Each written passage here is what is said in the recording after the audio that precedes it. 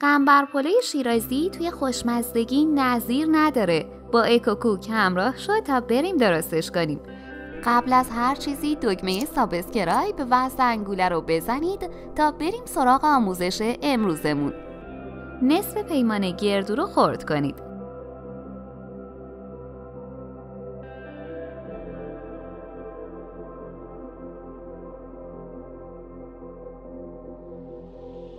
(300 گرم گوشت چرخ کرده، 1 عدد پیاز رنده و آب گرفته، 1 قاشق غذاخوری آردن و خودچی، نمک، فلفل، زردچوبه.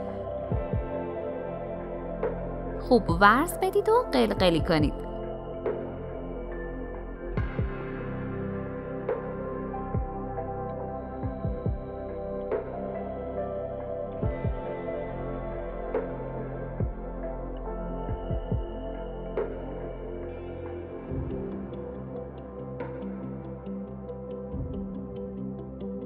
داخل تاب روغن بریزید و قلقلی ها رو تفت بدید.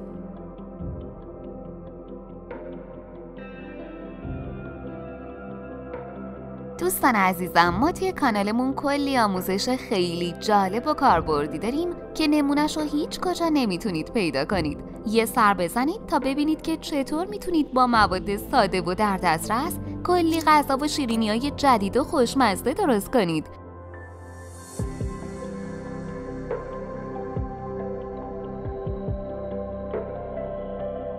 یه عدد پیاز خلالی شده رو داخل همون تابه سرخ کنید.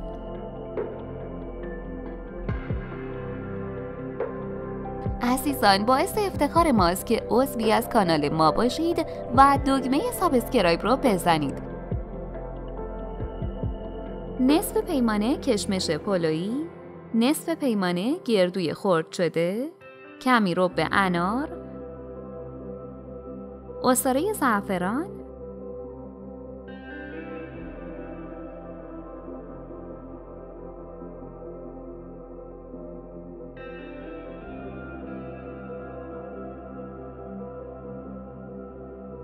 و گوشت‌های قلقلی.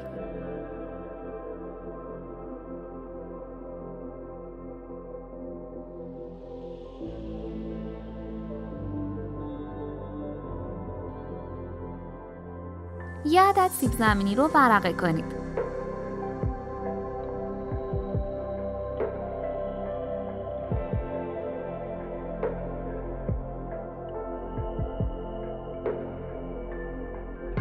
کف قابلمه کمی روغن بریزید.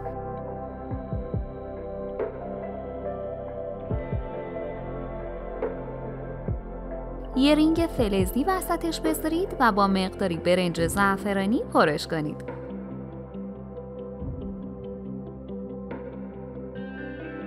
سیب زمینی ها رو دورش بچینید. رینگ رو بردارید و یه لایه برنج،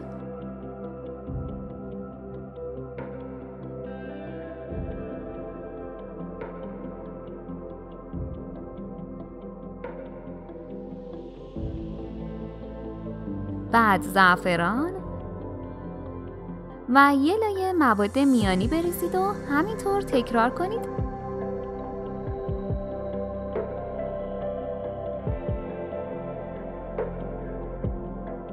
اگه این آموزش رو دوست داشتید حتما ویدیوهای دیگمون رو هم که توی کانالمون هست ببینید. مطمئنم خوشتون میاد.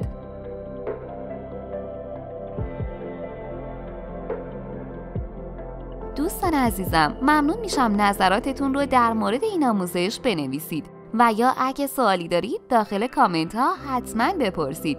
ما به تمام سوالات شما پاسخ میدیم. آموزشی هم که این بالا براتون گذاشتم و از دست ندید که معرکه است.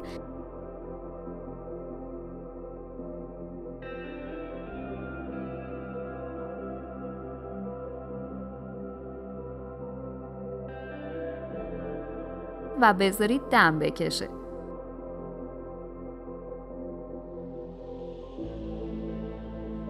بعد از پخت برگردونید و با زرشک تزیین کنید.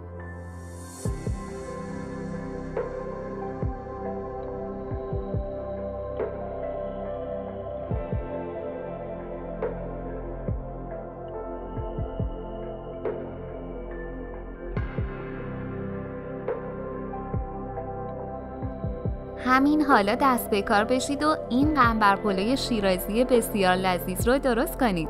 نوش جان. اگه این آموزش رو دوست داشتید حتما ویدیوهای دیگمون رو هم که توی کانالمون هست ببینید. مطمئنم خوشتون میاد. ممنون از اینکه ویدیوهای ما رو لایک میکنید و انگیزه میدید تا آموزش‌های بیشتری تهیه کنیم.